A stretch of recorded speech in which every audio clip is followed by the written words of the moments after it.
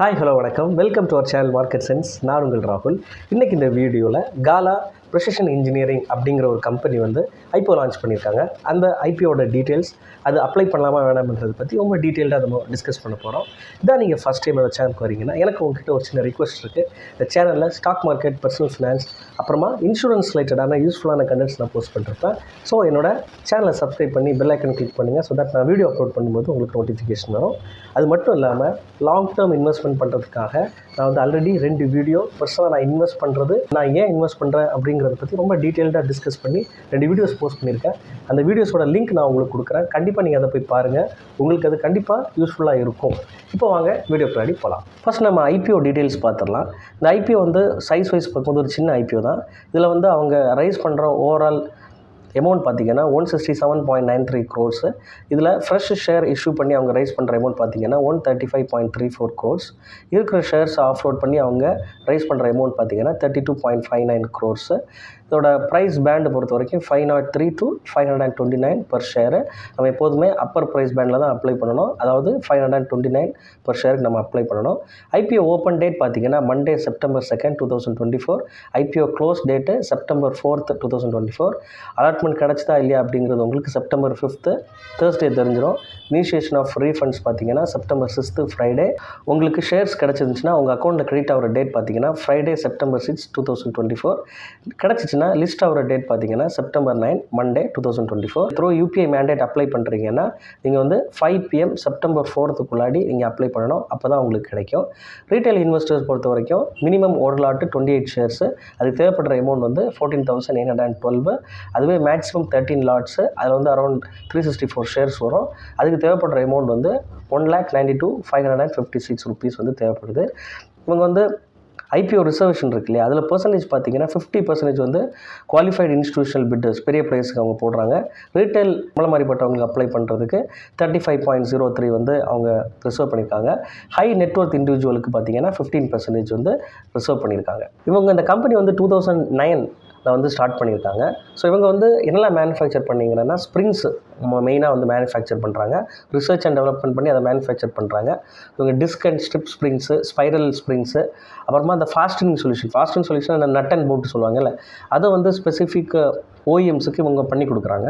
So இவங்க வந்து supply பண்ணுற இண்டஸ்ட்ரி செக்டார் பார்த்திங்கன்னா எலக்ட்ரிக்கல் இருக்குது, ஆஃப் ஹைவே எக்யூப்மெண்ட், கன்ஸ்ட்ரக்ஷன் ரோடுக்கெல்லாம் வந்து யூஸ் பண்ணுற டிஃப்ரெண்ட் மெஷின்ஸு, இன்ஃப்ராஸ்ட்ரக்சர் யூஸ் பண்ணுற மெஷின்ஸு, அதுக்கெல்லாமே இவங்க வந்து இவங்களோட சொல்யூஷன்ஸை கொடுக்குறாங்க. ஜெனரல் இன்ஜினியரிங் இதுக்கும் கொடுக்குறாங்க. ஸ்பெஷல் செக்மெண்ட்ஸ் வந்து ஆட்டோமேட்டிவ் இல்லைன்னா ரயில்வே, ரெண்டுக்குமே வந்து இவங்களோட சொல்யூஷன்ஸ், இந்த ஸ்ப்ரிங் மேனுஃபேக்சர் பண்ணுறது, ஸ்பெஷல் ஃபாஸ்டிங் சொல்யூஷன்ஸு, இதெல்லாமே வந்து இவங்க சப்ளை பண்ணுறாங்க. இவங்களுக்கு ஓவராலாக வந்து 175 கஸ்டமர்ஸ் வந்து இருக்கிறாங்க. அவங்களோட கஸ்டமர்ஸ் வந்து மோர் தேன் 25+ கண்ட்ரீஸில் இருக்கிறாங்க. From Germany, Denmark, China, Italy, Brazil, USA, இதே மாதிரி டிஃப்ரெண்ட் கண்ட்ரீஸ் இவங்க வந்து எக்ஸ்போர்ட்டும் பண்ணுறாங்க. இவங்களோட மேனுஃபேக்சரிங் ஹப் வந்து இப்போதைக்கு எங்கே இருக்குது அப்படின்னா வாடா டிஸ்ட்ரிக்ட், பல்கர், மகாராஷ்டிராவில் இவங்களோட மேனுஃபேக்சரிங் யூனிட் இருக்குது. இப்போதைக்கு அவங்க மேனுஃபேக்சரிங்க்கு எக்ஸ்பேண்ட் பண்ணுறாங்க. அதுக்கு அவங்க வந்து செட்டப் பண்ண போகிறது வெல்லம், வெடகல், சிப்காட், ஸ்ரீபெரும்புத்தூர், தமிழ்நாட்டில் வந்து அவங்க வந்து புதுசாக வந்து ப்ராடக்ட் மேனுஃபேக்சரிங் பண்ணுறதுக்காக எக்ஸ்பேண்ட் பண்ணுறாங்க. அரௌண்ட் 80% ஆஃப் த பிஸ்னஸ் வந்து அவங்களோட ஸ்ப்ரிங் டெக்னாலஜி பிஸ்னஸில் தான் இருக்குது. நான் அவங்க மேனுஃபேக்சர் பண்ண ஸ்ப்ரிங் டெக்னாலஜியில் தான் அரௌண்ட் 80%, கிட்டத்தட்ட 2022-23 இப்போ லாஸ்ட் குவார்ட்டர் ஃபினான்ஷியல் இயர் 2024 எல்லாத்துலேயுமே பார்த்திங்கன்னா அரௌண்ட் 80% ஆவரேஜாக அவங்க வந்து மெயின்டைன் பண்ணிருக்காங்க. ஸோ இவங்களோட கோர் பிஸ்னஸே வந்து இந்த ஸ்ப்ரிங் டெக்னாலஜியில் டிபெண்ட் ஆகி தான் இருக்குது. ப்ளஸ் பார்த்திங்கன்னா இவங்களுக்கு இன்னொரு விஷயம், அவங்களோட டாப் 10 கிளைண்ட்ஸ் பார்த்திங்கன்னா 43% ஆஃப் த பிஸ்னஸ் பார்த்திங்கன்னா அந்த டாப் 10 கஸ்டமர்ஸ் டிபெண்ட் ஆகிருக்கு. ஸோ இது வந்து ஒரு கான்சன்ட்ரேஷன் பிஸ்னஸ் வந்து இந்த டாப் 10 கம்பெனிஸ் தான் மேஜராக டிபெண்ட் ஆகிருக்கிறது ஒரு பிரச்சனை. ப்ளஸ் பார்த்திங்கன்னா இவங்களுக்கு லாங் டேர்ம் கான்ட்ராக்ட்ஸ் எதுவுமே இந்த கம்பெனிஸ் கூட, நிறைய கம்பெனிஸ் கூட தேவையான அளவுக்கு கிடையாது. அதுவுமே இந்த கம்பெனியோட நெகட்டிவான ஒரு விஷயம். கம்பெனியோட ஃபண்டமெண்டல்ஸ் பார்த்துடலாம். ஃபண்டமெண்டல்ஸ் பொறுத்த வரைக்கும் அசெட்ஸ் வந்து அவங்களுக்கு கண்டினியூஸாக க்ரோ ஆகிட்டுருக்கு, ரெவன்யூமே க்ரோ ஆகிட்டுருக்கு.